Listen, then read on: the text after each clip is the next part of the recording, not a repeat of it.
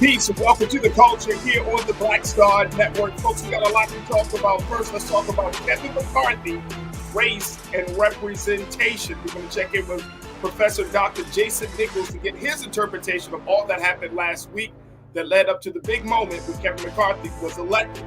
Also, let's talk about jobs, crypto, and economic survival. We're going to be checking in with economist Mr. William Spriggs to give us the latest on the numbers for jobs, employment, and what's going on with cryptocurrency and the impact that it has on Black Americans. Later on, we're going to talk about violence and humanity, how the NFL has possibly turned the tide and how it handled player injuries. We're going to be checking in with my guy, Scotty, to get the latest about the aftermath of Damar Hamlin and the fact that the Buffalo Bills player has come back home. And then later on, we're going to have a celebrity interview with Markice Moore of the Stars hit show, BMF, Black Mafia Family. So stay with us. All of that is happening on today's show right here on The Culture on the Black Star Network. Let's go.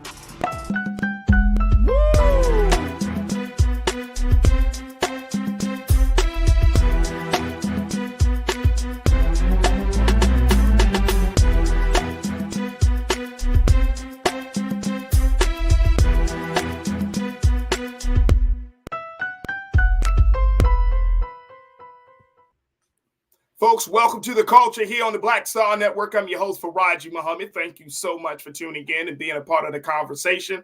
All right, folks, we got a lot to get to, so let's jump right in. First and foremost, the big news that came over the weekend, and first, happy Monday. But the big news that came across this weekend is, of course, the fact that California Republican Kevin McCarthy has now been elected the new GOP House Speaker.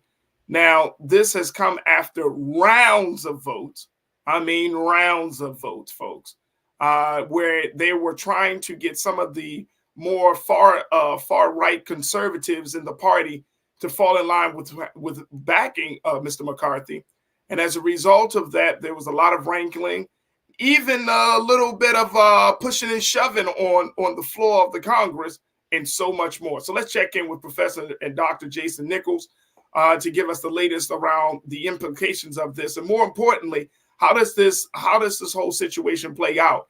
As we saw that situation coming out on the GOP side, and then it looks like there is a little bit more light at the end of the tunnel on the Democratic side as they move forward in electing their first Black congressional leader in Hakeem Jeffries. Doc, good to see you once again. Dr. Jason Nichols of American University. Always a pleasure to talk to you, brother. Good afternoon. Good afternoon to you, Farajii. You already know you're my brother. It's good to see you. Absolutely, absolutely. All right, let's talk about this, Doc. I want to talk about, first and foremost, the madness that happened all of last week that led us up to this moment. Very, very late Friday night, going into Saturday morning, we heard the news that Kevin McCarthy was, in fact, elected. Some people say that this was a real blow to that man's ego. That's what I always think, that, at the end of the day, it took you this long for people to say, okay, we like you. But more importantly, this speaks volumes about not just with a GOP and democracy, this speaks volumes about race issues and the idea of representation. We talked a little bit about last week, Mr. Byron Donalds, the other Black GOP House representative, and how his name had come up. Even though he did not get as many votes, there was a call by Representative Chip Roy who said, hey, Byron Donalds is the future, could be the future of the GOP, considering where the country is going in. But now we're seeing that didn't happen. But it did bring up a bigger conversation that the GOP has, a bigger problem, that the GOP needs to see more diversity in its ranks. Let's talk about this. What do you see, Doc, in terms of the impact and the implications of Kevin McCarthy being on the House Speaker, juxtaposed to Hakeem Jeffries on the Democratic side? Well, I think it tells a whole lot of the story. I think I read that Meet the Press just put out the numbers for the 118th Congress, and the Republicans are 85% white, or 85% male, 89% white, and 99% Christian. Hey. And, wow. I would honestly use a phrase that one of their members actually used about being Jewish, where he said, "I'm Jewish." I think a lot of them are Christian-ish, but either way, this is not very diverse. We're not talking about a very diverse body right here. We're talking about white Christian males. When you're 89%, white male and Christian, essentially, you're only going to get one perspective, and a lot of those people come from really one region in the country, largely from the center of the country. So you're getting really one perspective from them.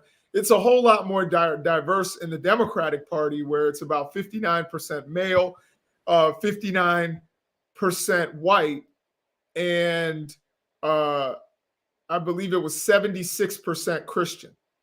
And so you're getting a whole lot more diversity. You're getting religious diversity. You're getting more women involved, and maybe even people who identify as non-binary. So you have a whole lot more diversity. And I think that means that people are going to be looking out for other people that aren't normally represented. And I think that that's a good thing for the Democratic Party. Kevin McCarthy right now, I mean, of course, he is the Speaker of the House, but I wouldn't necessarily look at him as the leader. To be honest, Matt Gaetz is the leader, because Matt Gaetz has a gun, metaphorically speaking, to Kevin McCarthy's head. As soon as Kevin McCarthy does one thing he doesn't like, he will call a vote. And at the very least, even if he wins that vote, which Kevin McCarthy, even if McCarthy wins, he will be embarrassed by having essentially been recalled as Speaker of the House. So he's going to, go in lockstep with the most radical element of the party. And again, Matt Gaetz is trying to play this off and make it seem as though he's the real populist here and he doesn't take PAC money. And, that is true. But at the same time, every time they had a vote, he sent out a fundraising email. He was trying to basically raise funds off of all of this. So a lot of this is about money. A lot of this is about popularity, and it's certainly not about the American people. And we're not seeing diverse representation. So there's only one America that they really want to represent, and not represent people like you and me, Farajii. Absolutely. That's an interesting piece that you said about Matt Gaetz having a gun to his head. But I truly agree with you that he is going to be the thorn in Kevin McCarthy's side throughout this tenure of being the GOP House Speaker. Now, I want to go back to some other numbers. You quoted some numbers. This is what I saw. This is what a congressionally focused research organization put out, Legistorm. And this is something that NPR News had posted, where this conversation really comes from, this idea of race and representation. Take a look at this, folks. That NPR put out this piece saying that the idea of authenticity and who best represents diverse voters' interests is often a fraught political debate. According to Legistorm, a congressionally focused research organization in the 118th Congress, 70.9% of members identify as white, 12.6% as Black, 10.5% as Latino, and 4.1% as Asian American, Pacific Islander, 0.9% as having ancestry from the Middle East, and 0.9% as Indigenous Americans. And one of the things that was mentioned by looking at these stats is this comes from Professor Audrey Gillespie, who is a political science professor. She said, I think what has been interesting over the course of this debate is how both the Democrats and Republicans have invoked descriptive representation. She said, when the Republicans have invoked it, they are touting the gains that they have made in descriptive representation, which are real. But I think it's obvious if you just look at the makeup of the room and you look at who is standing up on each side, that one side certainly has more descriptive diversity than the other. My question to you, Doc, is based upon these numbers and based upon this analysis by Professor Gillespie, is how do Black folks not get caught up in just talking or having conversations about descriptive representation or even physical representation where we can move past that and now start talking about making some actual gains. Because I don't think it's enough to just say, oh, we got black people, we got more black representatives on this side or that side. Now we're looking at that the issues that are facing Black America and all of America requires people to make some gains. So how do we move the conversation along from representation to actual gains? So first thing I want to do is I want to give Black people some props, because I think we've always been having that conversation. I can tell you here in my state, in Maryland, we've had Black candidates who Black people didn't agree with, and Black people didn't vote for them. Whether it's Michael Steele, who ran for Senate, I believe, and didn't win because people in Prince George's County and Baltimore City did not vote for him. The same thing, Alan Keyes ran several times and would lose to crusty old white guys. Why? Because Black people agreed more with the policies that the white guys were going to put forward.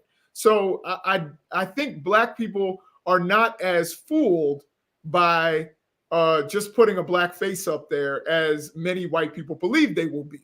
Black people know what it is that they want, what it is that they stand for, and are not necessarily going to be like, oh, this is why you didn't see large scale applause about Byron Donald, because they knew Byron Donald doesn't represent what many African Americans want, even just because he's an African American guy. No one would ever challenge his Blackness. We're just saying that he's not representing the kinds of things that we want for our communities. And I think that's why you didn't see this, this large sea of applause because he got nominated. And by the way, we all saw how quickly that dissipated. He got nominated in one of the 15 votes, and then they moved on to other people. Some people voted for Hearn, some people voted for Trump, to be Speaker of the House. So it didn't last very long. It was clearly a political stunt. And they've done this over and over and over again, whether it's Herschel Walker. Whenever there's a Black candidate on the Democratic side, Republicans put up a Black person. So, it's Herschel Walker. Before, it was when Barack Obama ran for Senate in Illinois, they put up Alan Keyes. They literally moved him from one state to another because they were like, we don't have any Black people. Alan, why don't you move to another state and run against Barack Obama? Thinking Black people are really that dense to not see through that. And I think it's really disrespectful to the Black voters who actually know what it is they want. There is some diversity within our community. We're not all unified on some things. Some people want reparations. Some people want, other things. But certainly we're not going to be fooled just with these, identity markers that people think are the most important thing. But representation does mean something. I think that it is not the paramount number one thing for Black folks, but we do realize when you don't have any Black people, you just got that one Black friend, then, obviously someone is being excluded, and obviously Black people are not going to be at the top of your agenda. And the same thing for Latinos and Asians and other groups. Absolutely. Absolutely. We got to take a quick pause. When we come forward, Professor, we're going to continue the conversation with you. Plus, we're going to get some comments from our online culture crew. So, folks, join us in the chat as we're streaming live on YouTube and Facebook and Black Star Network. And stay with us. More conversation about Kevin McCarthy, race, and representation in the House coming up here on The Culture, right here on the Black Star Network.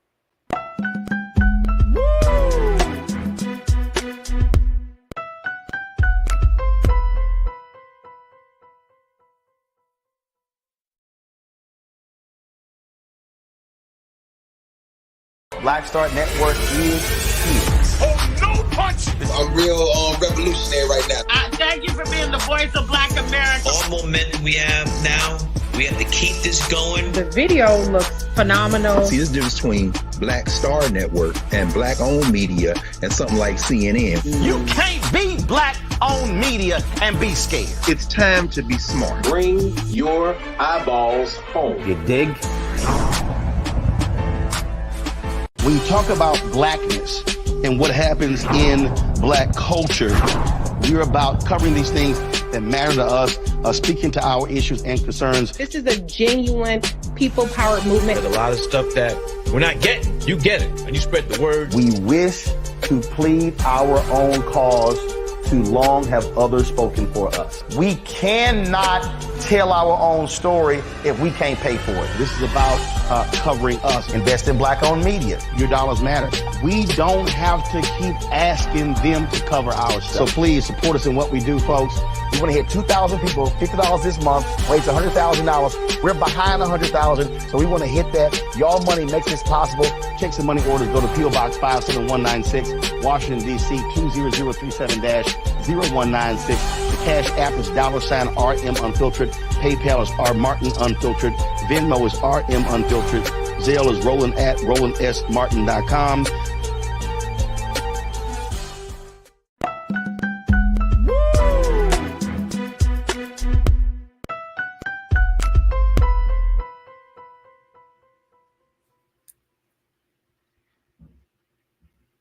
Folks, welcome back to the show. We've been having a conversation about Kevin McCarthy, race and representation in the House, as we've been checking in with our dear beloved brother, Dr. Jason Nichols from the University of Maryland of the African American Studies Department, to give us his analysis about what we just saw with this past week and the implication that it has, not just on America, but on Black America, and what do we gain from it? What lessons do we learn from it?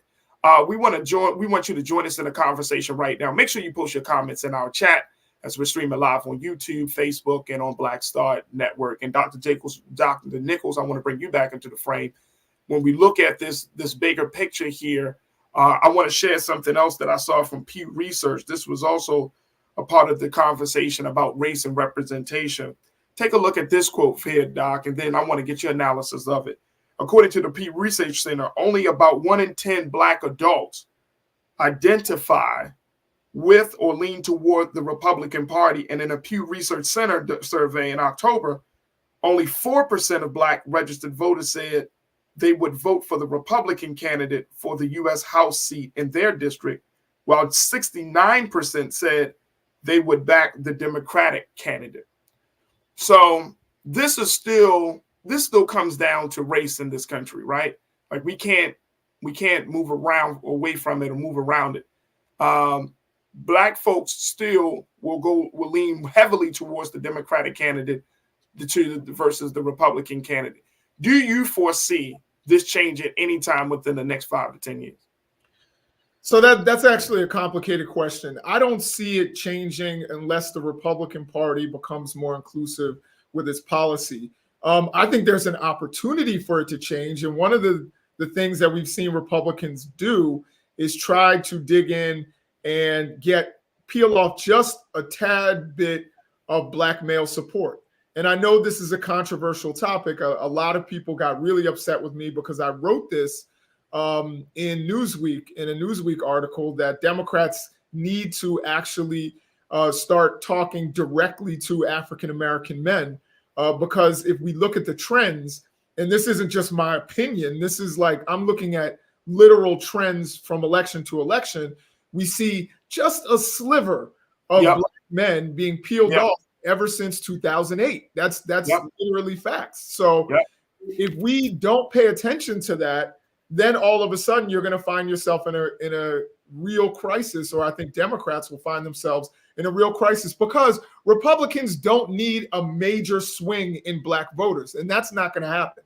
But if they peel off, and I'll just give you a number, in Georgia, if they peel off 11,780 Black votes. That's a real specific number, Doc. Yeah, I mean, that's what Trump said. He said, all I want to find is 11,780 votes. And if you can peel off that many votes where Black men are either disillusioned with the Democratic Party and don't vote at all, which I think is even more likely than them going and voting for Republicans or voting for libertarians or someone else, I think that is a real problem for Democrats. So I think as far as a large swing, you're not going to see that. I think Black women have proven themselves to be steadfast, and I think they've gotten some rewards from the Democratic Party in terms of representation. We're seeing more Black women mayors. That's a beautiful thing. We're seeing more Black women city council people. We're seeing more Black women in Congress. It's a beautiful thing. I do think that people around notice that there's a small amount of black men every election cycle. That's true. To peel off. And I think that could be a real problem for Democrats if they don't start specifically calling them out. Even though I will say, again, I want to be clear, black men are the second most loyal demographic for the Democratic Party. And black men are also, we get blamed for everything when an election doesn't go well. But black men, in terms of men, it's not even close. Most men who are non-black vote Republican. It's black men that are keeping Democrats in part in the position that they're in. It's certainly not white women. You can do all the abortion talk you want, and white women in many cases are voting with Republicans. It's black men and black women, black families, black communities that keep Democrats in the position that they're in, which is a relatively strong one right now. And but I still warn that there is that little sliver that can get peeled off every election, and eventually that can turn the tide. All right, let's go to our online culture crew. Real Brooklyn, check it in, my guy. You said in order to have diversity in the parties, they need to stop bashing each other and making each other the reasons why we have not progressed in our thinking. Individual homework needs to be done. Yeah, I agree.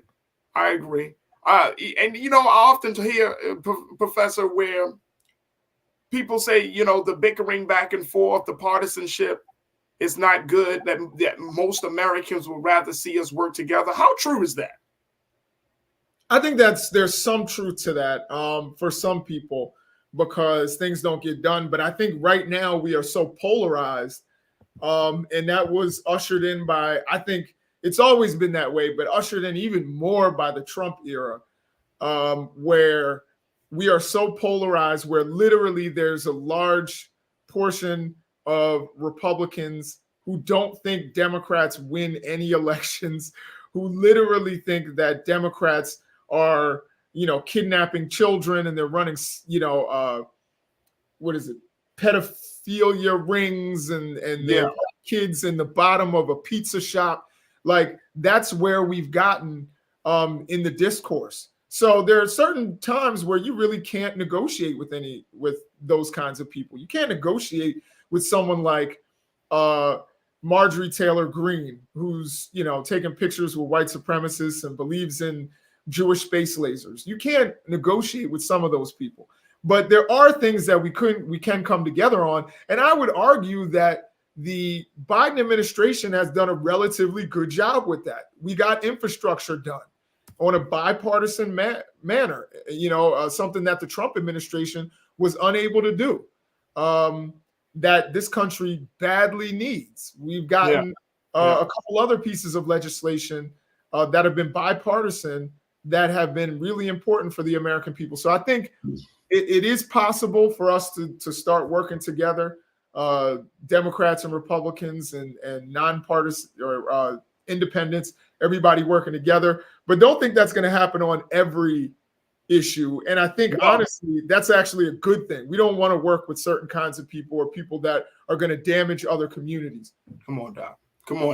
All right, we got about 30 seconds, but I want to get your take on this because I think this is pretty interesting. Shalenda checked in and said, former President Trump on Monday urged Republicans to stake out primary challenges against Senate Minority Leader Mitch McConnell, representative out of Kentucky, and other GOP senators who vote with the leader on his platform. What the thing I think about this Trump factor is that Kevin McCarthy actually said in an interview he thanked President Trump for his undying support.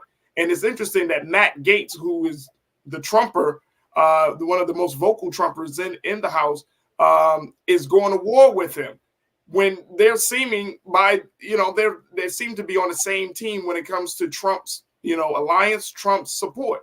Why? I mean, how does the Trump factor play into it? And how did that happen when they're going against each other, even though they're both vying for the support of Trump? So I think one of the things is that Trump was incredibly powerful. And again, shameless plug, I wrote about this as well. But Trump was really powerful. And we all remember that within the Republican Party.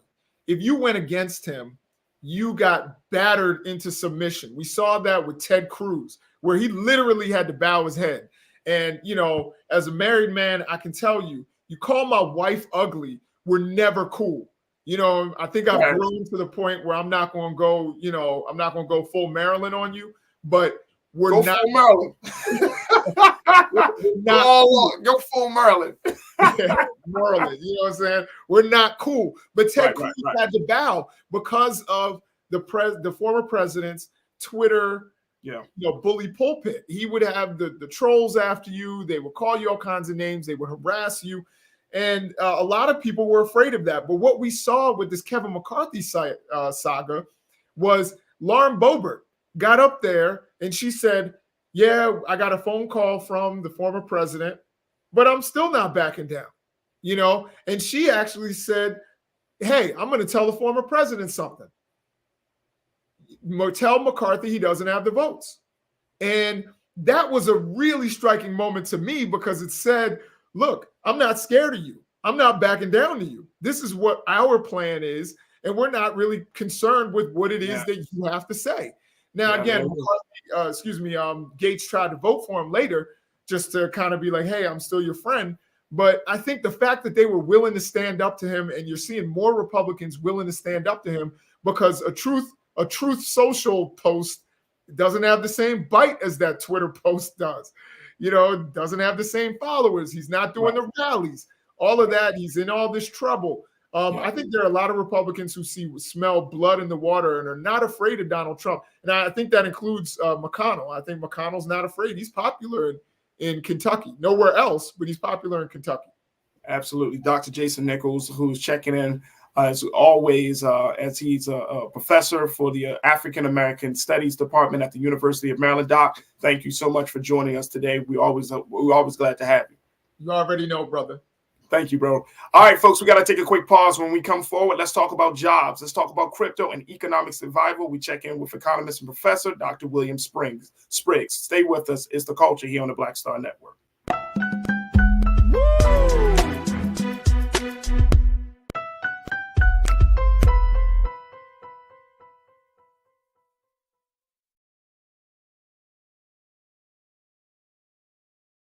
Hatred on the streets, a horrific scene, a white nationalist rally that descended into deadly violence.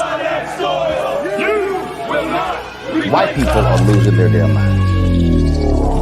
As an angry pro-Trump mob storms the U.S. Capitol, we're about to see the rise of what I call white minority resistance. We have seen white folks in this country who simply cannot tolerate black folks voting. I think what we're seeing is the inevitable result of violent denial. This is part of American history. Every time that people of color have made progress, whether real or symbolic, there has been what Carol Anderson at Emory University calls white rage as a backlash. This is the rise of the Proud Boys and the Boogaloo Boys. America, there's going to be more of this. Here's all the Proud Boys, guys. This country is getting increasingly racist in its behaviors and its attitudes because of the fear of white people. The fear that they're taking our jobs, they're taking our resources, they're taking our women. This is white fear.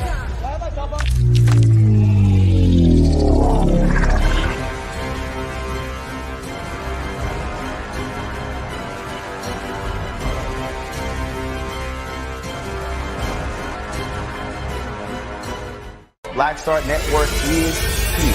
Oh, no punch! I'm real revolutionary right now. Thank you for being the voice of Black America. All momentum we have now, we have to keep this going. The video looks phenomenal. See, this difference between Black Star Network and black-owned media and something like CNN. You can't be black-owned media and be scared. It's time to be smart. Bring your eyeballs home. You dig?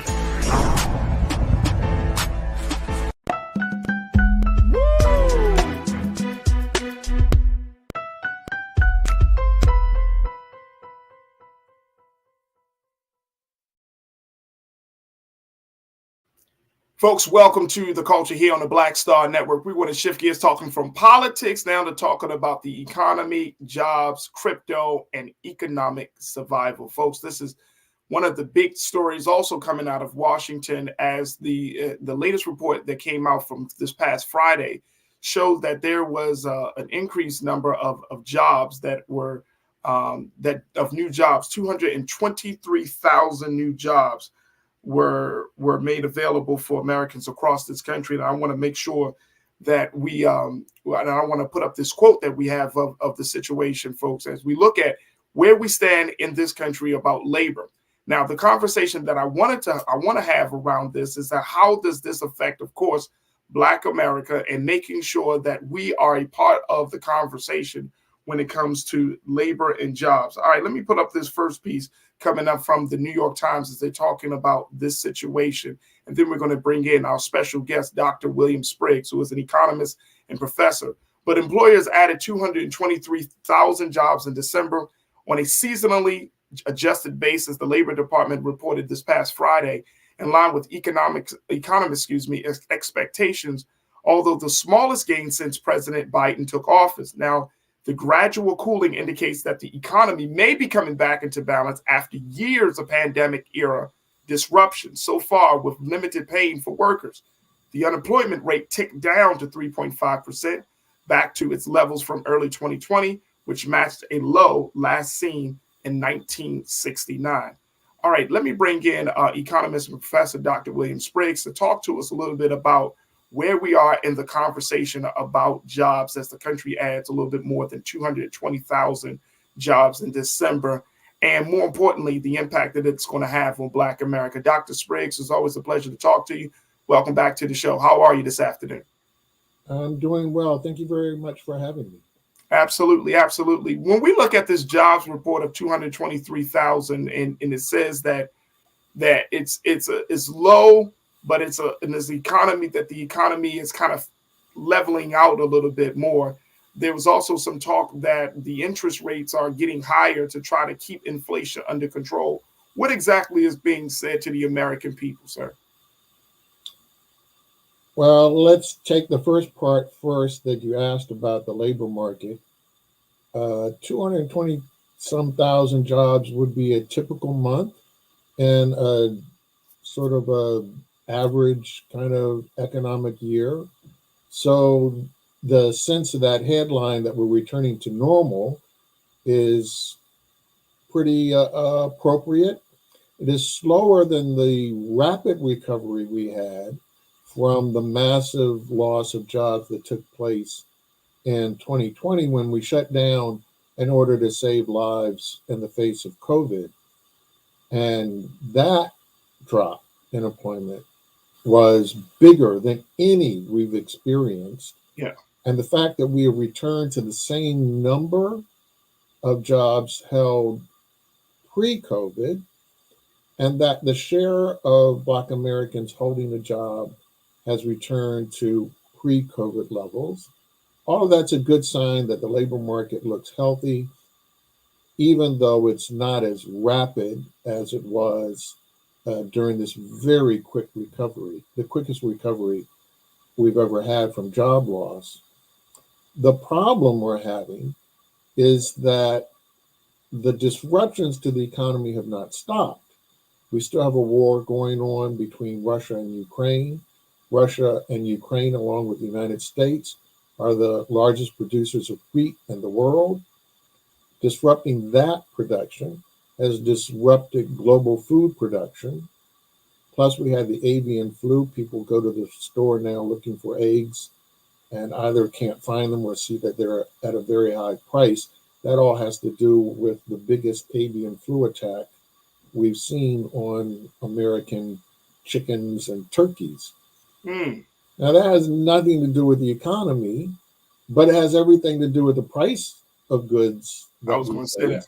Right. And so if you take two of the three biggest grain producers in the world and engage them in a war and keep one of them, Ukraine, which is a major producer of wheat, from exporting, and then you have a food crisis that the whole world is facing.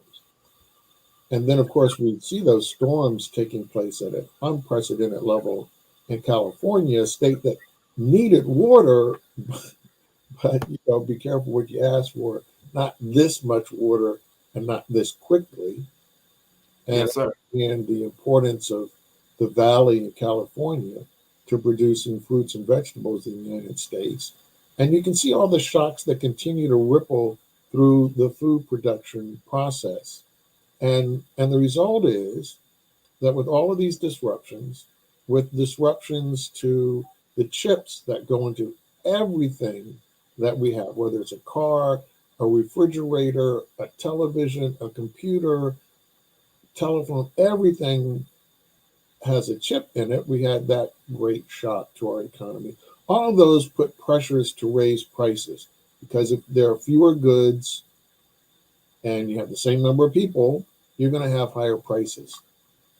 And people, well, a couple of things on that, Doc. One is that folks say, like President Biden kind of takes credit for, bringing those levels of job creations, that level back to what like you just said, to a normal space or to a normal pace.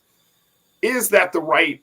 I mean, for the American people who we're confronted with seeing all of these prices in terms of the cost of eggs and oil and things seems to be going up.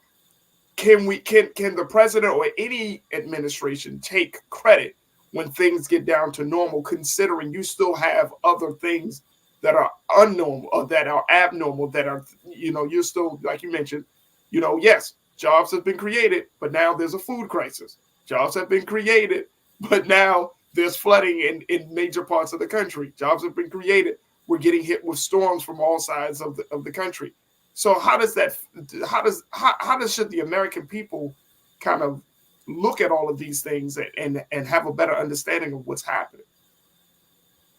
Well, yeah, I mean, there are things that the president does control, which is the shape of the recovery. What was unique about this recovery opposed to previous recoveries, the ones that took so long? The ones that took so long, the result of the policy choices is what made the recovery so long. So in this recovery, we increased unemployment benefits greatly. We gave assistance to households directly. One of the most important things for Black families is that President Biden had a refundable child credit so that every child in America got a child tax credit. Before, the child tax credit only went to those who had a positive income tax liability. Because the majority of Black children are in a household where they get the earned income tax credit, they don't have a positive income tax liability. They get a refund. So the president said and put in place a refundable credit so that all children got the money. And so for Black households, this was a tremendous help because that credit was coming every month. And that $300 made a huge difference in lowering Black child poverty to the lowest level we've ever seen, added with this record low level of Black unemployment, added with the shift of workers from low wage sectors. We're still down 900,000 restaurant workers, even though we have as many jobs in aggregate. So the total number of jobs has returned, but we're down 900,000 of the lowest wage jobs in the economy. So that means people shifted up. We moved 900,000 people out of the lowest wage sector in the economy and moved them to higher wage sectors, including Black workers who made gains in construction, one of the highest wage areas, manufacturing, transportation, and warehousing. So he can take credit for that because the shape of this recovery was that the assistance came rapidly and largely aimed at working people, at people at the bottom. In the past, we just said, well, we'll give some tax cuts, wealthy people start spending again, and after they start spending again, people get employed, and then things will recover. Well, they did, but that took years. And so the current debate that's taking place is trying to put blame on what the president did, claiming that, oh, this is too much, too fast. People have too much money. People have too many jobs, and we need to pull back on the number of people working and how much money people have in the bank. That's the debate that's taking place.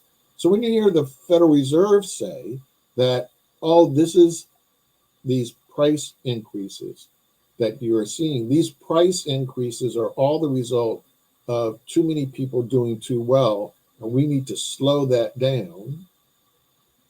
You have to listen to that, right? Because they're saying you did too well last year.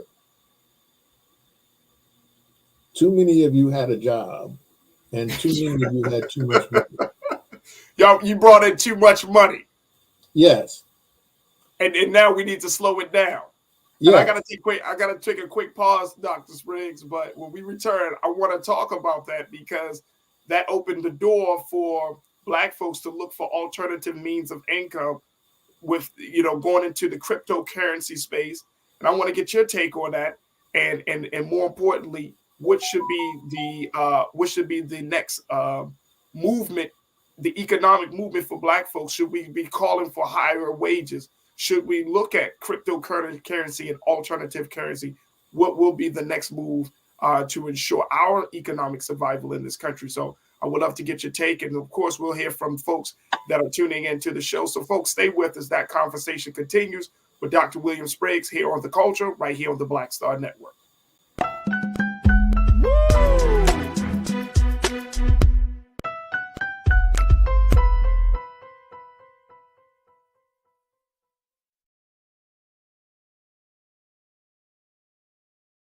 Hi, I'm Dr. Jackie Hood Martin, and I have a question for you. Ever feel as if your life is teetering and the weight and pressure of the world is consistently on your shoulders? Well, let me tell you, living a balanced life isn't easy. Join me each Tuesday on Black Star Network for A Balanced Life with Dr. Jackie. We'll laugh together, cry together, pull ourselves together, and cheer each other on. So join me for new shows each Tuesday on Black Star Network, A Balanced Life with Dr. Jackie.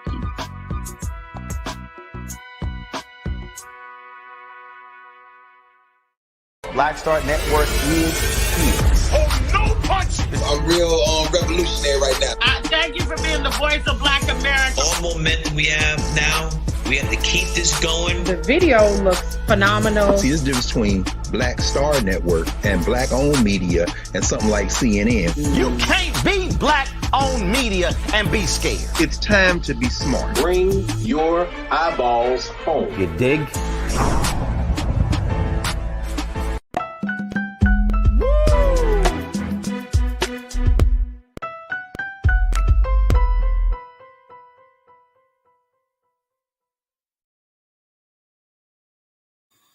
Folks, welcome back to the show. We've been talking to economist and professor Dr. William Spriggs of Howard University as we continue the conversation around jobs, crypto, and economic survival. In a few moments, I'm going to take your comments as we're having this discussion. And I'm learning so much from the good doctor about the economy and the impact that it's going to make on Black America. Dr. Spriggs, once again, thank you again, sir, for your time.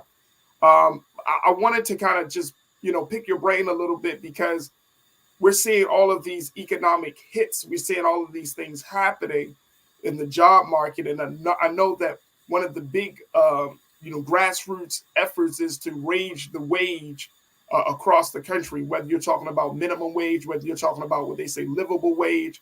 And I'm wondering, listening to you today, Doc, is this the fight that we need to be on the front lines for? Is this a conversation about wages? Or do we need to look at some totally alternative economy, like what we're seeing with Black folks going into the cryptocurrency industry? Now, that industry is taking a huge hit as a result of Sam Friedman and others who have pretty much their actions have brought a devaluation of cryptocurrency. But I'm wondering, talk to us a little bit about this alternative way. What's the best course of action for Black workers to take? Is it wages, crypto, or something else? Well, for Black people, it's always, and for anybody, it's always what's the term of trade. what is the value I get for what I have when I trade?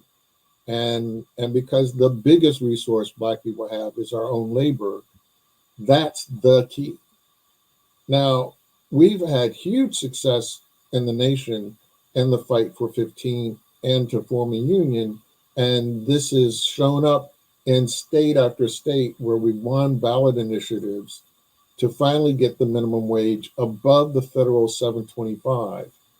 One of the big tragedies of this Congress is having the Republicans in control because they are the ones who have stood in the way of raising the federal minimum wage.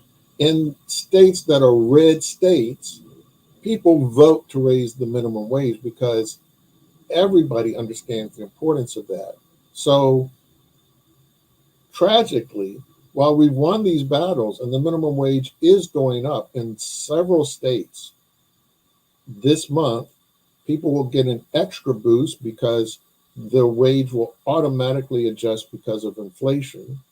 But the bulk of Black workers, a disproportionate share of Black workers, still live in states where the minimum wage is $7.25, and that pulls down the wages of all the workers. So we have to engage this fight to get wages up. And as we have seen with the bravery of workers at Amazon and the workers at Starbucks who organized and are negotiating now, there are workers who are willing to brave the fight, join a union, and negotiate higher wages. Those workers in unions, those Black workers in unions, get a bigger boost relative to Black workers who are not in a union when you compare white workers who have a kind of privilege in getting higher wages anyway. Yes. And so white workers who are in unions make more than white workers who are non-union, but that gap for white workers is smaller than it is for Black workers. And so it's so important that we be able to bring extra power to the table when we negotiate, whether it's through higher minimum wages or having the option of being able to belong to a union. And so that's essential. On cryptocurrency, I'm so glad that people now see the sham that it is. I hope that forever Black people will bury this as another snake oil. I hope we've heard the last of it. You say you're so glad for people for folks to finally see the sham that it is, because it was presented as the saving grace, Doc, of our economic survival. What is the thing about cryptocurrency that had turned you off?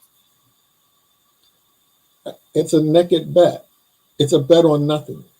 Right? I mean, the football season, regular season football just ended yesterday on Sunday, and you hear about parlay bets. Okay, so that's a bet on who's going to get the first down in the second half, who's going to get the first touchdown in the third quarter. I mean, these are kind of silly bets, but they're on something substantive. It's an actual thing that happens, and we all see it happen.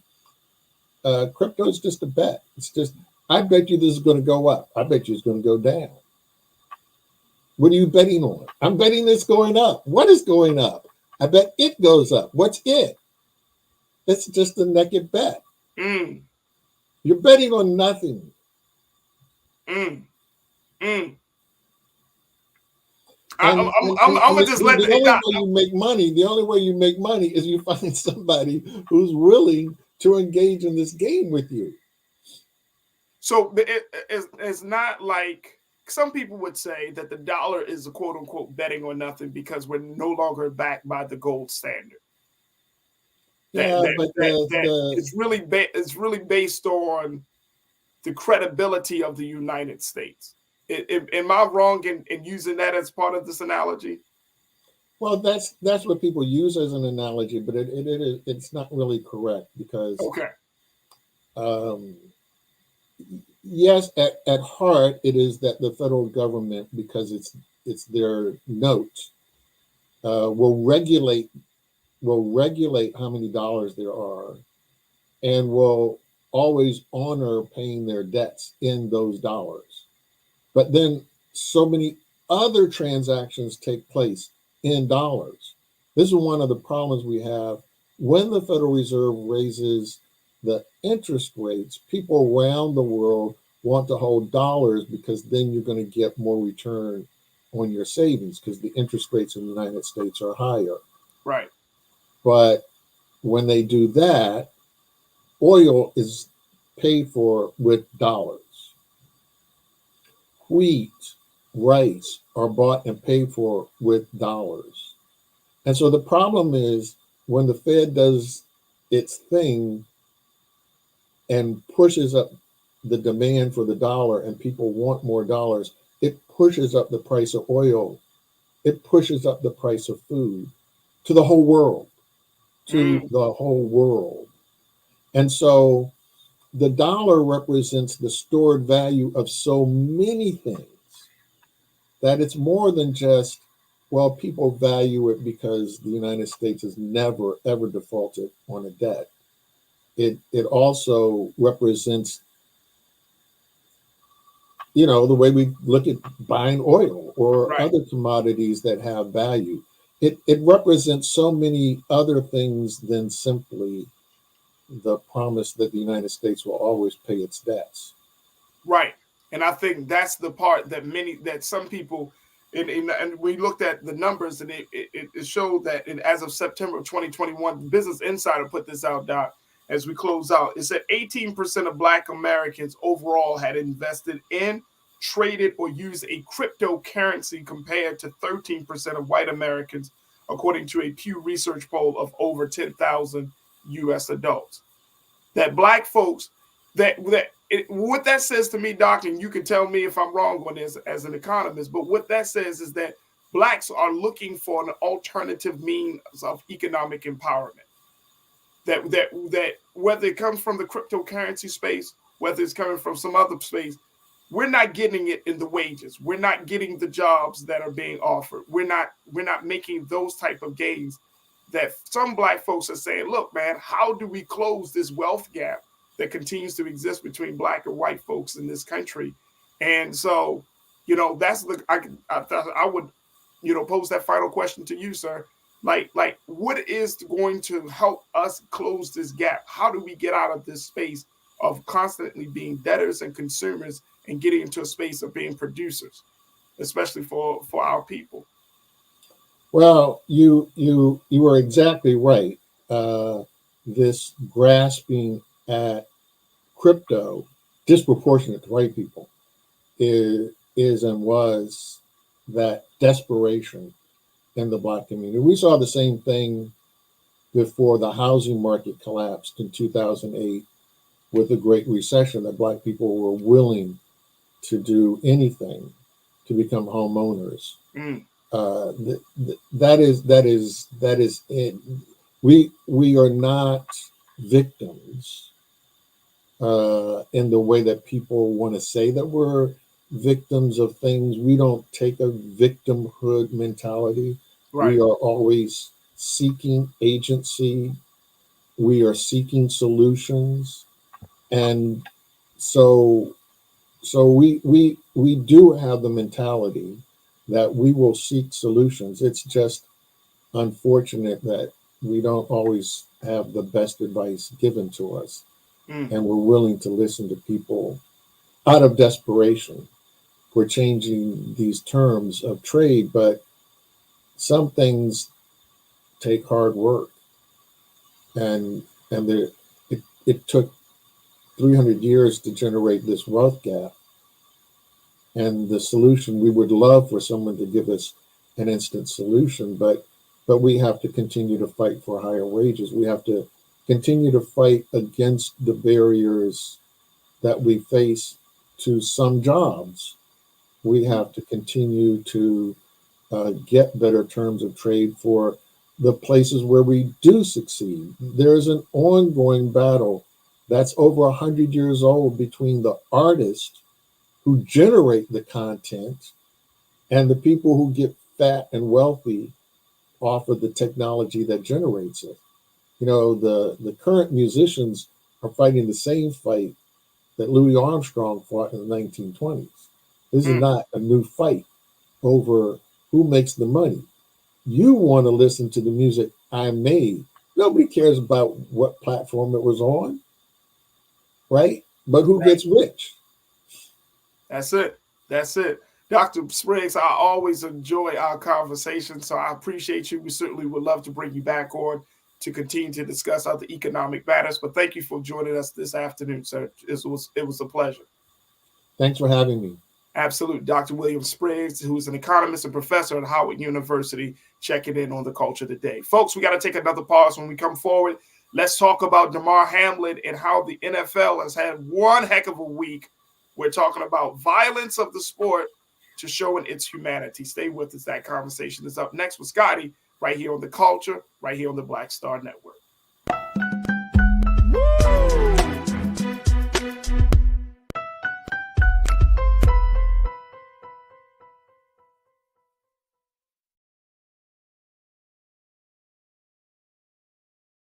I'm Deborah Owens, America's Wealth Coach, and my new show, Get Wealthy, focuses on the things that your financial advisor and bank isn't telling you, but you absolutely need to know. So watch Get Wealthy on the Black Star Network.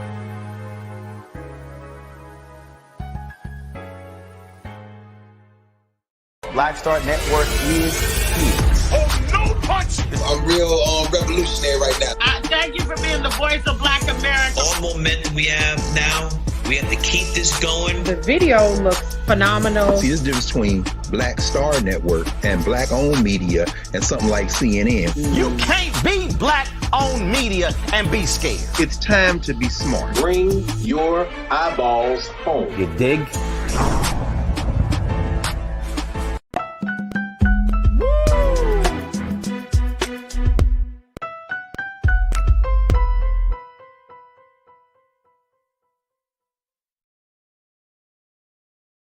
All right, folks, welcome back to The Culture here on the Black Star Network. I'm your host, Farajii Muhammad. All right, let's talk about sports, as the NFL has had one hell of a week, folks, talking about the crazy situation of Damar Hamlin, how this young brother who played for the Buffalo Bills had collapsed on field on Monday night. That was exactly 1 week today.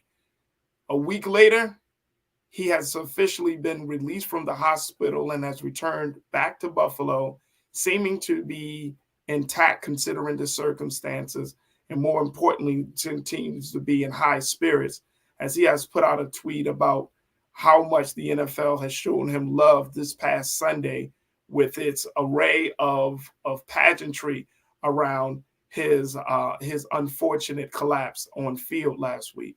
And so this has been an interesting week, or a week there has been a much conversation about everything about the violence of the sport, to now looking at the humanity, where we actually heard commentators on air say things like, "I love you, brother, and I'm so happy that you're here with us," as they announce the games. What is going on? I had to bring my man Scotty back on, who checks in from as a sports vlogger, and he's the host of Off Script TV, to give us some insight as to this crazy, crazy week in the NFL. Scotty, my God, thank you so much for checking in as always, bro. Good to talk to you. Look at you. Good. What is this? Stay ready, baby. You know what I'm saying? I stay ready now. You know what I'm saying? I do a little side hustle for my, if my YouTube ain't hitting, I gotta do a little side hustle. What's good though? We talking about what? We talking about Damar Hamlin? What we talking about? We talking about what's good, baby? Woo, okay, I wasn't ready, Scotty. Yo, you got us like, we gotta talk first. Okay. Okay, all right. I'm gonna get myself back on track here. Damar Hamlin, our brother, has been released from the hospital, returned back to Buffalo. It's been made official. he put out a tweet yesterday, OMFG, when he saw not only that there was a lot of love around the NFL for him, but also his team, the Buffalo Bills, have officially became the number 2 seed in the AFC playoff picture. Shout out to Damar. Let's talk about this. This has been a very eventful week because it really started off talking about player safety, health and well-being, talking about the violence of the sport, and now it's talking about, this has been a wonderful, it's like a humanity tour of some sort. What do you make of this, bro? Listen, man, it's the nature of PR, right? You know what I'm saying? It's okay. You sell scare, you sell fear, right, to get the clicks, right? And then everybody's hoping, praying, wishing, because it happened on Monday Night Television. The whole world pretty much saw the cardiac arrest and things like that. And then you go into prayers and thoughts, because you can't be the platform that doesn't seem sympathetic to the situation. Right. And then the video and that which we discussed last week about the real issue of the NFL not supporting players in their health care and benefits and CTE and all that stuff. But that has still not risen to the top of conversation. And I also want to bring this point up. And this is the best PR that you can do. Right. The Buffalo Bills are going to pay Damar Hamlin's full contract, because when you go on IR, there's a split. They only pay you half of your contract. Well, that looks really bad in this situation, right? Because then it brings up the situation of health benefits and things like that. So what do they end up doing? They say, you know what? We'll pay you full.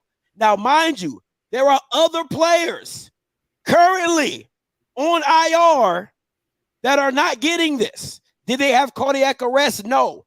But that does not mean that the injuries that they have sustained that have put them on IR will not carry with them throughout their life. And who's to say they're going to come back and play the sport, right? So when you set, in courtroom and legal talk, it says you set a precedence, right? Now that you set a precedence that Damar Hamlin can get his full contract, if I'm one of them Bamas on IR, you best believe my agent about to be calling into somebody and say, how I get that deal? Well, let me ask you a question. He was only getting paid less than $1 million, right? If I'm not mistaken. 860. He has a 4-year, $3.64 million contract that equals out to about 860, 870 per year. So he's going to get now his full contract. He got it pretty much as like a guarantee for that year.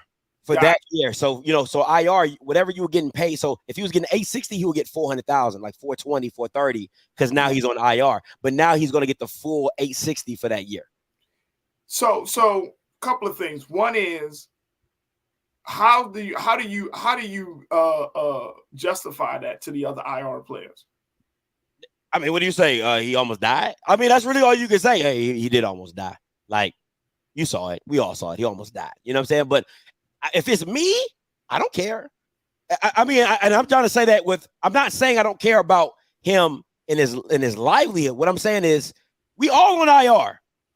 Now, are you telling me a certain condition has to happen to you for you to get paid? So if you don't have cardiac arrest, or if you don't have a life-threatening, if I don't have to get CPR on the field, then I can't get my full pay? Because this is a slippery slope that you're going to slide down, because once you set a precedence like that, and people are going to bring that up. Why can't I get that? Why can't I get that? And it's life. That's what happens. You know what I'm saying? So, it's going to happen. It's going to happen.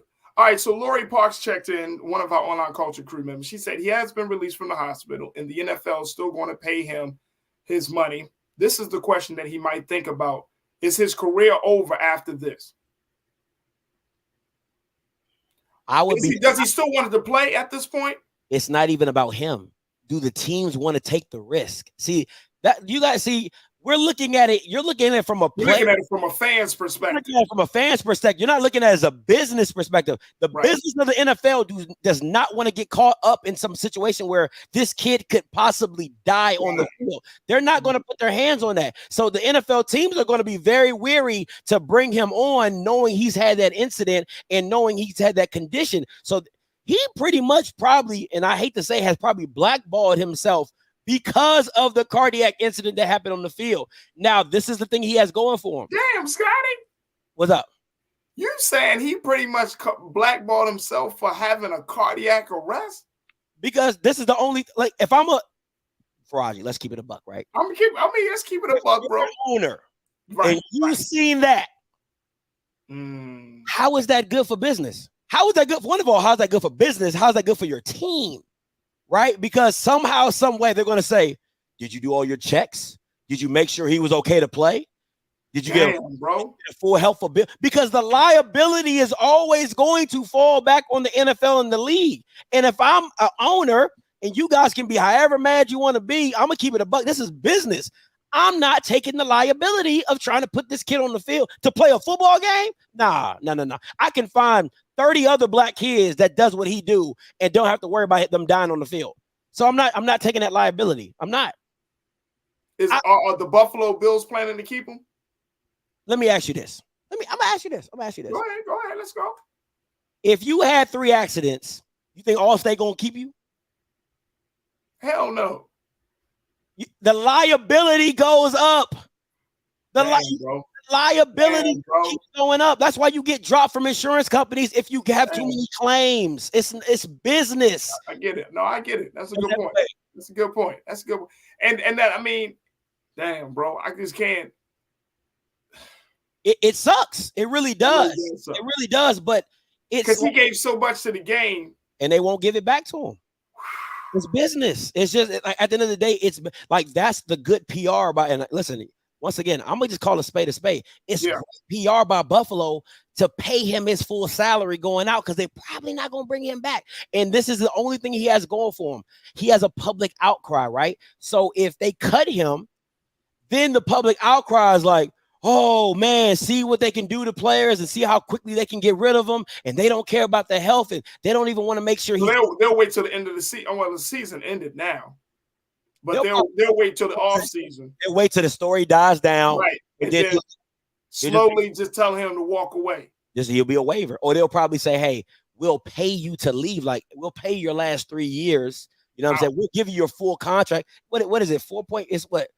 It's 3.6 million. We'll give you that just to walk away."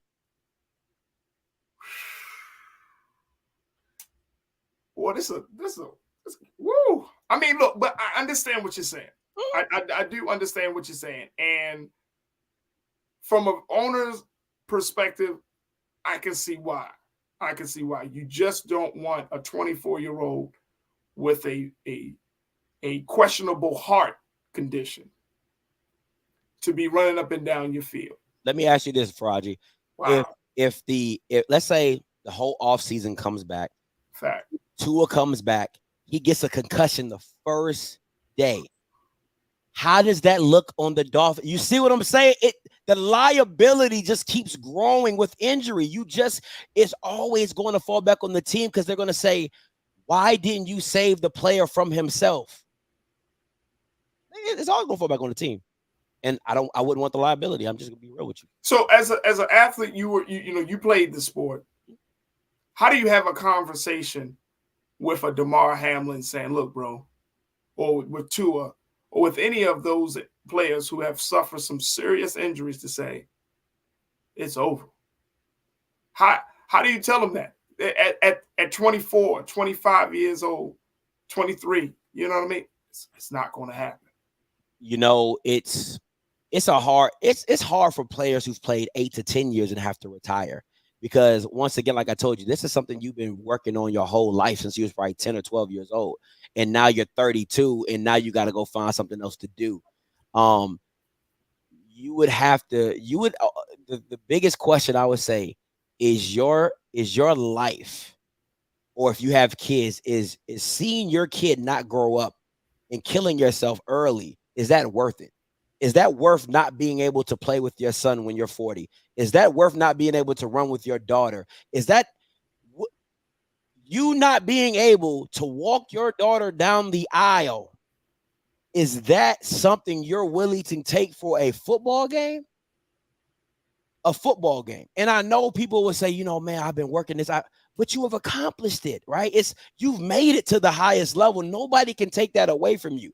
But what they can take from you is the future moments you have with your family, with your kids, even in the military. Like, I see my friends and things like that who've served and things like that, who've lost legs, amputees, that can no longer walk with their, like, can't play sports. They were very active and can no longer play sports with their son or daughter.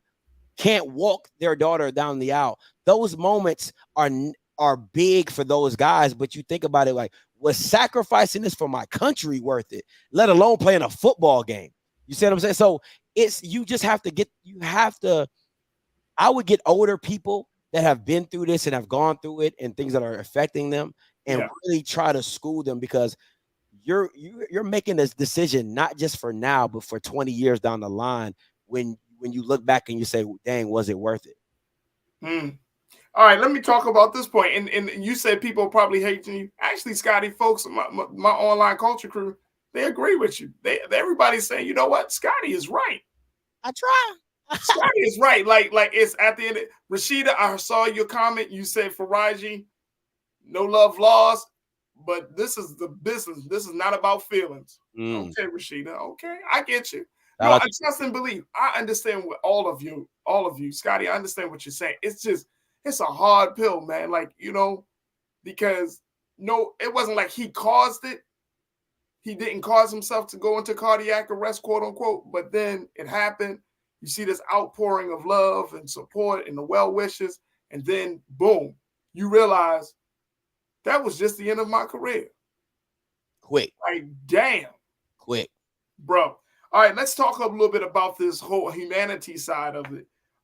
Because people were really, when I was watching the games yesterday, I saw love for Damar Hamlin. Everybody, like the coaches, like head coaches, were rocking the shirts and stuff.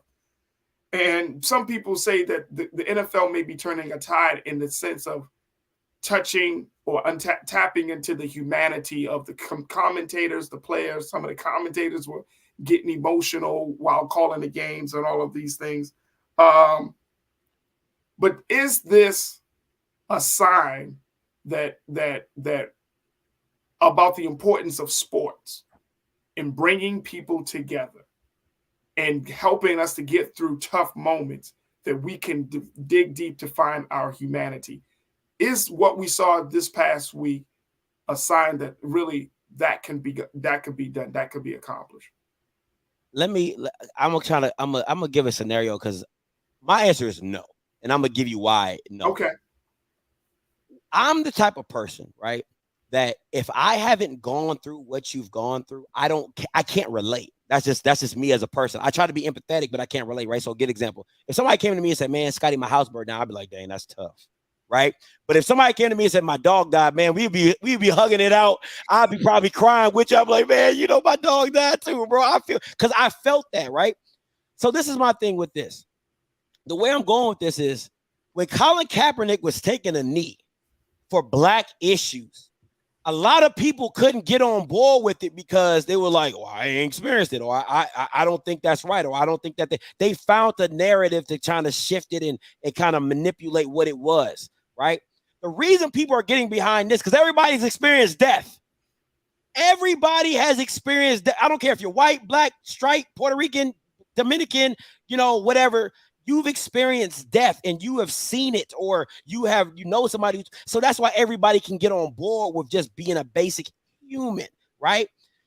But if you take the death aspect out of it, it's just too many narratives for people to be like on the same accord and all for humanity, right? Because there's a lot of cases that are going on in the NFL. They always got some in racism, breast cancer awareness. They always got some awareness going on, but don't really nothing come from it.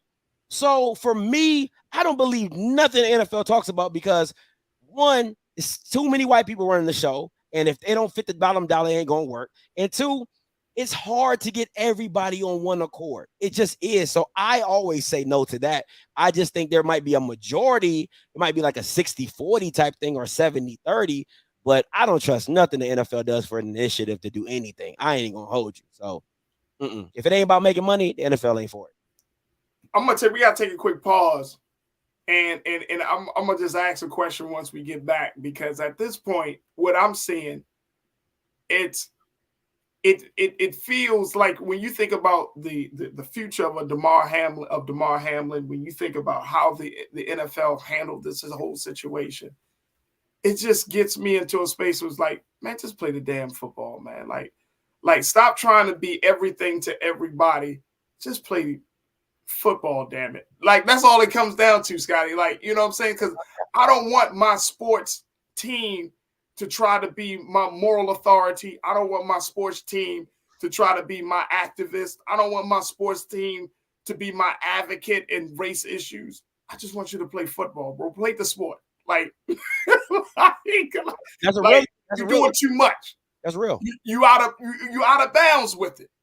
And it becomes really more insulting more than anything, because you're trying to do too much. And I think that's in part because of us as the fans and us who consume the sport, that we're also kind of conscious that we want every level of consciousness to be spilled over.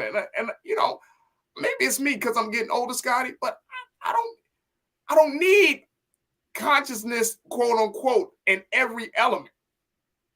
I don't go to watch certain movies for the consciousness of it. Yeah, I know that might be surprising to some people. Just entertainment. Just entertainment. I feel, you know what I'm saying? Real. Like Jay-Z said, it's only entertainment. Like, that's what it is. Yeah, that's real. You know what I'm saying? Like, you don't go to boxing and be like, well, it's two black men fighting. Like, which one? What's the politics of the? I'm watching boxing.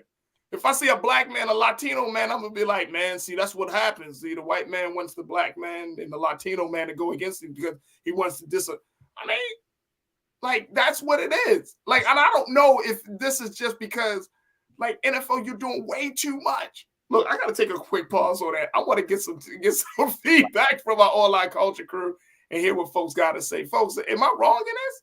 Like, after a while, do you just feel like the NFL is just simply doing too much for trying to appease too many people? I just want you to do what you do best. Play football.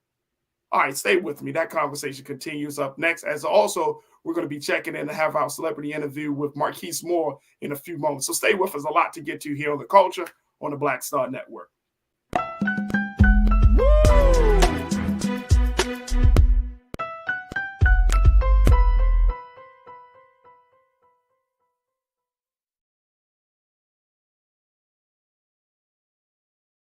Hi, I'm Dr. Jackie Hood Martin, and I have a question for you. Ever feel as if your life is teetering and the weight and pressure of the world is consistently on your shoulders? Well, let me tell you, living a balanced life isn't easy. Join me each Tuesday on Black Star Network for A Balanced Life with Dr. Jackie.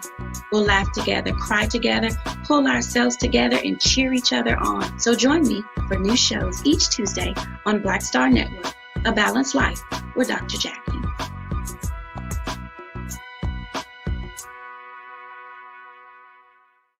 Black Star Network is here. Oh, no punch! I'm real revolutionary right now. Thank you for being the voice of Black America. All momentum we have now, we have to keep this going. The video looks phenomenal. See, there's a difference between Black Star Network and black-owned media and something like CNN. You can't be black-owned media and be scared. It's time to be smart. Bring your eyeballs home. You dig?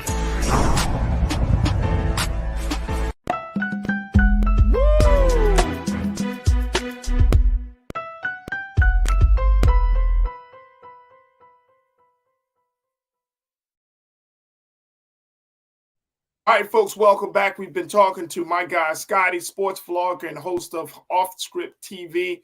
You can check him out on YouTube and IG.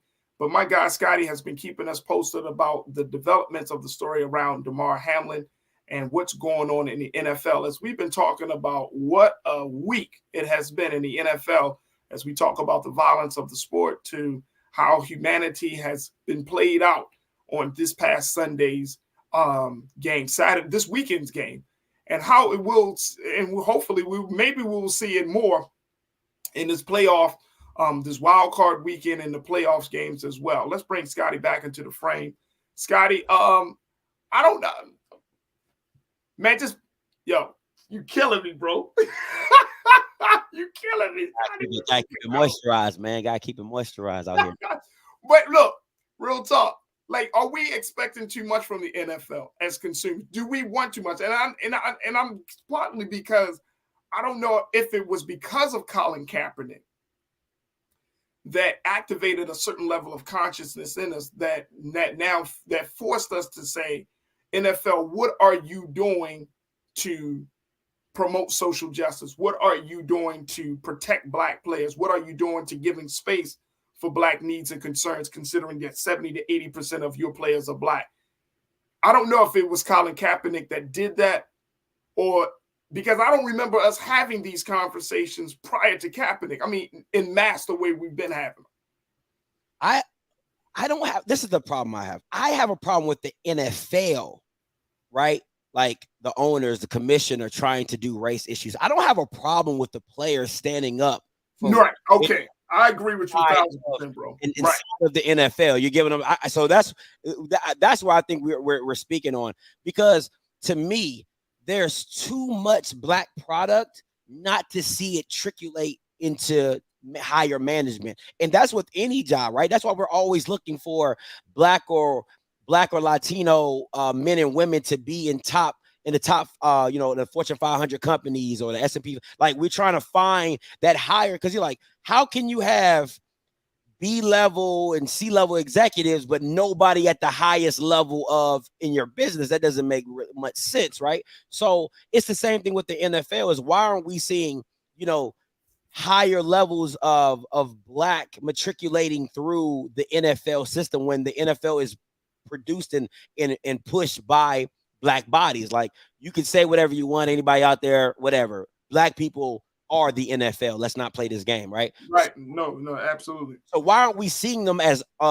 general managers and executives and vice president of this and vice president of that? You know what I'm saying? Like, in the NFLPAs, yeah, you're seeing that. You got Troy Vincent as the NFL executive, but we should start seeing more Black owners as well. Black people watch football. There's Black billionaires. You know what I'm saying? There's Black billionaire groups and millionaire groups. So why aren't we being a part of the league that we've been building for the last 60, 70 years? I agree with that. Rashida, again, you pointed out that there should be a discussion about Black head coaches on the field. Absolutely. To your point, Scotty, you also mentioned the fact that Black, I agree with those things, right? But what I don't think that the NFL does well is, let's start with what they do well. They know how to create a marketing campaign for the masses of people. What I don't think it does well is actually implementing things within its own structure. Absolutely. To necessitate that change, right? You know what I mean? So I would be more, it's like you go to any job. If you work for a major company, the company talk about diversity and equity and inclusion, and your company is talking about respect and all of these things, and you working for the company, but then you still see in the boardroom white faces. And it's like, is the company doing what it needs to do on the inside of the house before promoting it to the outside of the house? And so I that's the part. But the other part for the fan and the consumer, because it's like, now you want us to, like, we're coming into a situation like now it's very public. It's very, very public. You know what I mean? Like, how the NFL operates, how the NFL makes its decisions, who's responsible for what decision. And part of me is just, I almost kind of tune out a little bit, because I'm like, I love football. I love the game. I love watching the game. Yeah. I don't want to see my brothers getting bashed up. I definitely don't want them seeing collapsing on the field. But at the end of the day, I do want to see the sport. And since I live in America, this is the National Football League. This is where we watch football. I want to watch football and not always think about the issue side. Now, I don't know. Maybe I'm just. Once again, for me, I can't eliminate one from the other. Now, once again, I agree with you. The NFL pushing an agenda, I ain't gonna believe it. But the players never have an issue. This is my right. I agree with that. This is what happens when, and this is part of the system. When you have people that don't look like you, they're not going to take your stances seriously, i.e. the Rooney Rule, right? The Rooney Rule was specifically made for black head coaches, and now it has turned into a diversity rule to where as long as it's a woman or as long as it's a Latino or no, that's not how it started. It was a black head coach rule, and now it's morphed into a diversity rule. I can't agree with that. But now, if you had black owners or you had black people in higher administration, they'd be like, no, that's not what it was for. It was for black head coaches. And you're seeing what's going on, how teams are hiring minority coaches and firing them after 1 year. The guy, Lovie Smith, Houston Texans, was there for 1 year. The coach before him was there for 1 year. How is the Texans not being penalized for this? You see what I'm saying? It's just little things like that. The guy you fired, Brian Flores, at the Dolphins after he went 8-8. The white boy just went 8-8. I mean, he's a Latino and white. I don't know what he is. Mike McDaniel. I don't know what he is. He just went 8-8. You see, so it's just like, what's the standard? So it's just things like that. So I think. But let me ask you a question though, bro. Like in those type of decision makers, and again, it's wrong. But should us as the fans be privy to those decisions? Because when you look at those bigger companies, who said it? And one of our online culture crew just made the point that when you look at some of these other Sandy checked in and said, you're not seeing them make changes just like at IBM or Chase or other corporations. They get positions and sat down. And Sandy, you're right. Like, we're not privy to those things. So I'm wondering, who should we be privy to those things after a while? Because here's the thing. Here's why I'm saying all of this. Until black players, black folks, like black fans, we have a vested interest, i.e. financial interest in the NFL, then can we really complain about, how they're moving, or should we expect to be privy to those decisions? The only thing that we're invested in is our money when we go to the games, when we tune into the game, and when we spend our times watching these games. Of course, producing the players themselves. But you know what I'm saying? I'm just trying to figure out where the line is. Yeah, we should be privy. Because bro, are we disinvested when we talking about MLB? Oh no, because nobody cares about Major League. well, I tell you this. Are we disinvested? Okay, let's go to the NBA. Are we that invested? Because the players are that invested. The players, listen, the NBA is ran by the players. Everybody knows that. That's a different scenario. Yeah, because them NBA players, they don't play about their money, and they don't play about their money. They don't play about. But see, even what's the name? Who and I forgot the commissioner. You have David Stern. Now you got Adam. Is it not Adam? Damn, I forgot the dude's name. That's how irrelevant he is. But they created a space. See, yeah. The NFL has got it wrong. Is y'all want to treat black players like cattle? You won't create a space. In the NBA, LeBron can say whatever he wants, and guess what? The commissioner will be like, well, that's LeBron James. I mean, he the face. But they listen, it's like, it's truly a situation where it's like they the big boys on the block and you just along for the ride, because the NBA understands without KD, without LeBron, without Steph Curry, if they not happy, this ain't going nowhere. This ain't going nowhere. And guess what? Guess what they do? Guess what the NBA players know that the NFL's players don't know? Their power, their leverage. They got the leverage. LeBron says, we wearing these shirts. LeBron says, I don't appreciate y'all he talking into another league situation. Yeah. But the difficult part about the NFL is all the bodies involved, right? People say baseball as well, but they got so many minor leagues, they'll drop you down or whatever. But all the bodies involved on an active roster in the NFL, it's like 52 per team. You start doing the math, 32 teams, it gets crazy, right? Yeah. But at the end of the day is I never have a problem with players sticking up and trying to sticking it to the system, because at the end of the day, They are the product. You're the leverage in the play. Yes, you have an infrastructure that is built around you, but that infrastructure means nothing without the players. You can promote the NFL all day. If I can't see players on the field, what is this? It's nothing. You know what I'm saying? The NFL is absolutely nothing. And the NBA understands that. That's why they have such a good cahoots with their players and the owners. It's a real partnership. The NFL is, I hate to say it, it's a slave mentality. Oh, no, bro. Yeah. We all know that. We all know. And that's the unfortunate part.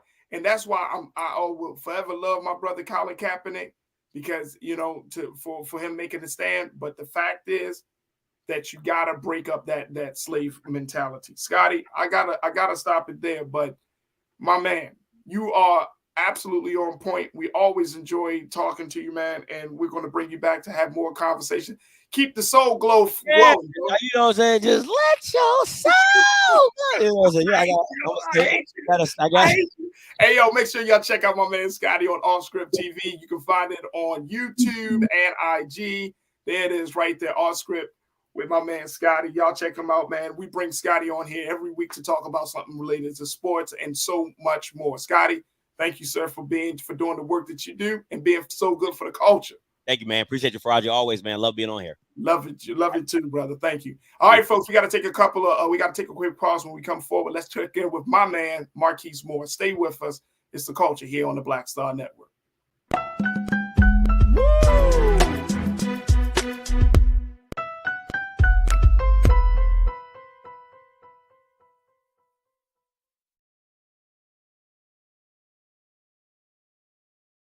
When you talk about blackness and what happens in black culture, we're about covering these things that matter to us, speaking to our issues and concerns. This is a genuine people-powered movement. There's a lot of stuff that we're not getting. You get it, and you spread the word. We wish to plead our own cause. Too long have others spoken for us. We cannot tell our own story if we can't pay for it. This is about covering us. Invest in black-owned media. Your dollars matter. We don't have to keep asking them to cover our stuff. So please support us in what we do, folks. We want to hit 2,000 people, $50 this month, raise $100,000. We're behind 100,000, so we want to hit that. Y'all money makes this possible. Check some money orders. Go to P.O. Box 57196, Washington, D.C. 20037-0196. The Cash App is $RM Unfiltered. PayPal is R Martin Unfiltered. Venmo is RM Unfiltered. Zelle is Roland at RolandSMartin.com. Black Star Network is here. Oh, no punch! I'm real revolutionary right now. Thank you for being the voice of Black America. All momentum we have now, we have to keep this going. The video looks phenomenal. See, there's a difference between Black Star Network and black-owned media and something like CNN. You can't be black-owned media and be scared. It's time to be smart. Bring your eyeballs home. You dig? Hatred on the streets, a horrific scene, a white nationalist rally that descended into deadly violence. White people are losing their damn minds. As an angry pro-Trump mob storms the U.S. Capitol, we're about to see the rise of what I call white minority resistance. We have seen white folks in this country who simply cannot tolerate black folks voting. I think what we're seeing is the inevitable result of violent denial. This is part of American history. Every time that people of color have made progress, whether real or symbolic, there has been what Carol Anderson at Emory University calls white rage as a backlash. This is the rise of the Proud Boys and the Boogaloo Boys. America, there's going to be more of this. There's all the Proud Boys, guys. This country is getting increasingly racist in its behaviors and its attitudes because of the fear of white people. The fear that they're taking our jobs, they're taking our resources, they're taking our women. This is white fear.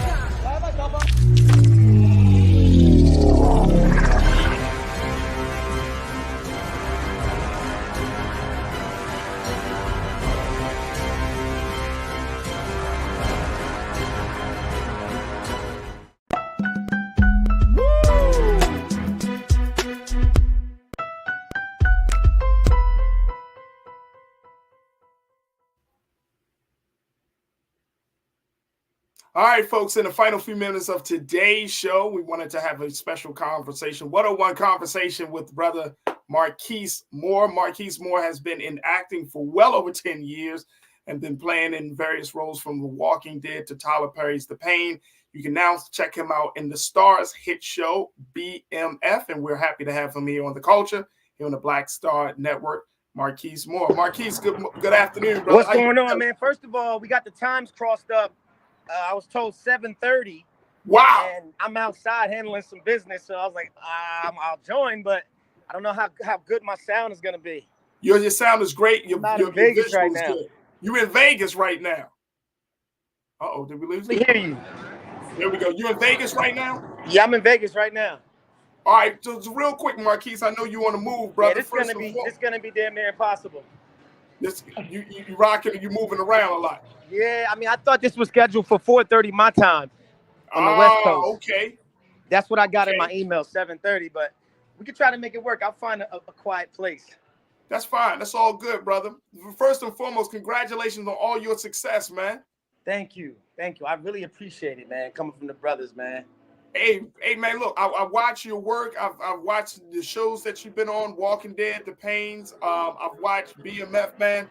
These are all quality productions. How would you say your career is going? I'm gonna try to find a bathroom so I can hear you because I can't hear nothing you say. What's your restroom? My man gonna do it in the bathroom. This is how we do it on The Culture, though, yo. I love it, man. I love it. Excuse me. All right, so why first time I'll do an interview in the bathroom, hopefully my last. Yeah, I'll be doing interview in the damn men's room. This is crazy. All right, let's see what we can do. All right, let's do it. Hey, look, man, you got a strong signal though. What'd you say? You got a strong signel. You definitely got a strong signal. Everything is good. Hey, it's good. So what's the deal? Talk to me. So tell me, how do you feel about your career? 10 years in the game, brother. Man, I've been in the game almost 18 years. Oh, brother, please. Every day to me, every opportunity I get, it's kind of like it's unbelievable. Because when I got in the game, I got in wanting to be a rapper. I never thought that I would be acting as long as I've been acting. I always looked at it as a transition into my music. And I just fell in love with the craft, man. This year, I was blessed enough to do Law and Order, which was one of my favorite shows growing up, and almost like a legendary thing to do as an actor. So to check that off my bucket list as a filmmaker is amazing. This year I've been producing my own films. I got 2 movies on Tubi I produced and directed, one called Mason. Man, it's just been amazing. Like as far as just the opportunities I've been given, I'm blessed and I'm so thankful for them, man. That is dope, bro. That is dope. Talk to us a little bit about some of the, like with BMF, that's a very, very popular story, especially in Black culture. Yeah. Talk to us about how you got involved with that production.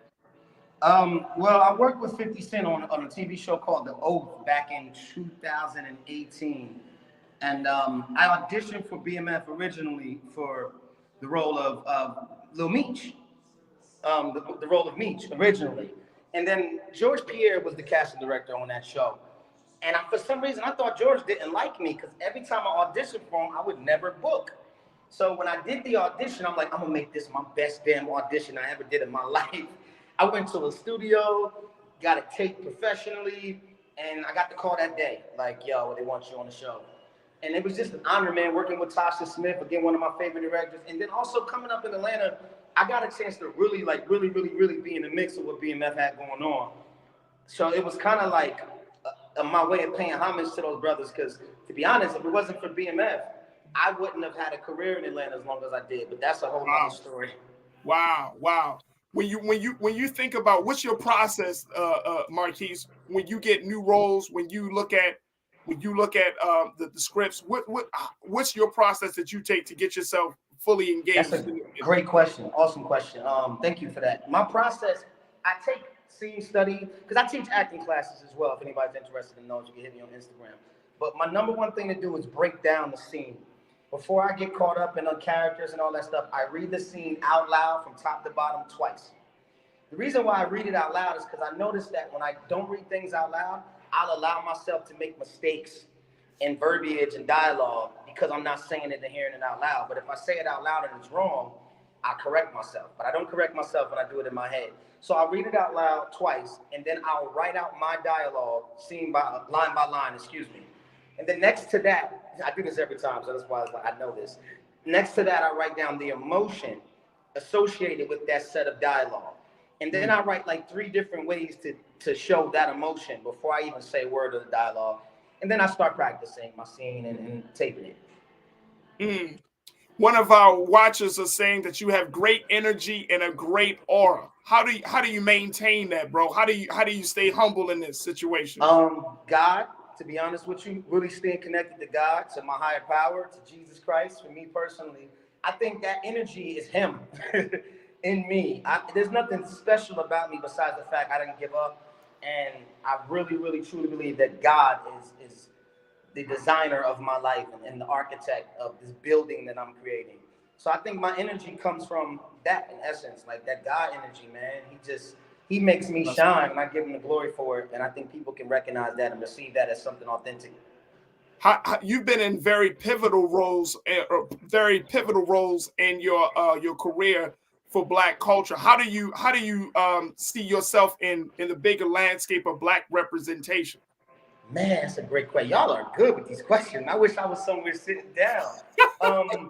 I think I've ingrained myself in the culture, thank God, through just being blessed to be a part of some classic stuff. I think 10, 20 years from now, people are going to look back at my catalog of work and go, damn, he's been a part of everything pivotal in our culture on film and television since 2006, which is true.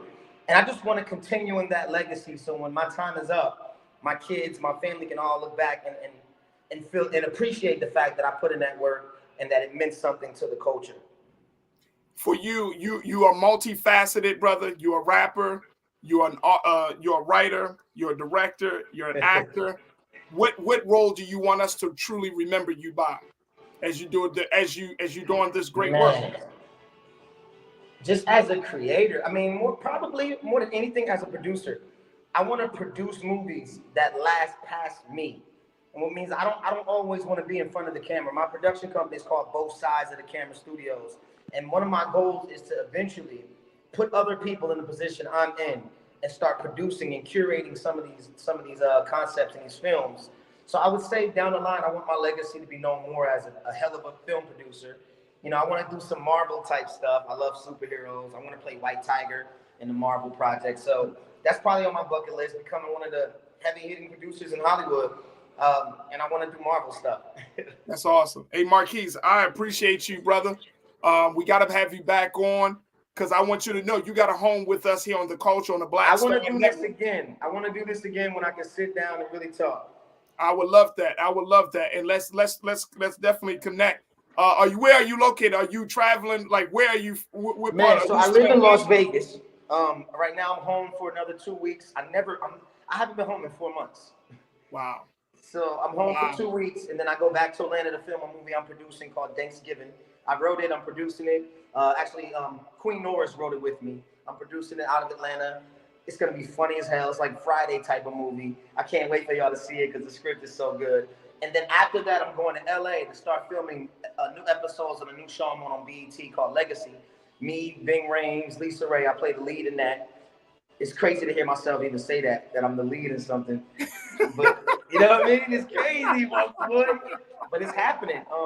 So I'll be back in LA filming that. And then after that, I'm going to Miami to film another project. So I'll be back home for a while. There it is, my guy, Marquis Moore. Good to hear from you, brother. May God continue to bless you. Thank you, guys. Let everybody know to follow me on social media at Markice Moore. All my actors, anybody that want to take acting classes, I do one-on-one acting classes. So just send me a DM and we can go over everything. Love you guys. I appreciate this a lot. Hey, I love you too, brother. Keep up the great work. And you got one new follower coming from me, brother. That's love, man. Thank you, guys. For checking in. My God, Marquis Moore checking in in Las Vegas in the bathroom. That's what we do, though. I love it. I love it. All right, folks. Thank y'all so much. I thank all of my wonderful contributors and guests today. Once again, we want to thank Marquis Moore for checking in. We want to thank my man Scotty. We want to thank Dr. William Spriggs and Dr. Jason Nichols for providing their analysis and insight. These are the conversations that you get here on the culture. So you never know who's going to show up. But folks, I want you to show up for us as we continue to do the great work. Make sure y'all go to our website at blackstarnetwork.com. Make sure you do your due diligence and show your support financially. Download the app for free. Share the content when we post. And more importantly, let folks know that Black media is here to stay, because your support means everything to the progress and momentum of Black Star Network. So make sure y'all check us out at blackstarnetwork.com. Also follow us on our social media at Black Star Network on Twitter as well as IG. And while you're on those social media spaces, follow me. You can find me, The Real Farajii, on IG and Farajii on Twitter. I would love to continue to build with you as we are building the momentum and the movement around the online culture crew. That's going to do it for me. Thank you so much for my dynamic team, Joel, Keenan, Ariel, and my control room. Thank you, thank you, thank you. Stay tuned. Up next is Roland Martin Unfiltered, coming at you at 6 p.m. Eastern Standard Time. As always, folks, never be afraid to challenge what's wrong. Stand for what's right while being yourself in the process. God willing, we'll talk tomorrow for another exciting edition of The Culture right here on the Black Star Network. Peace.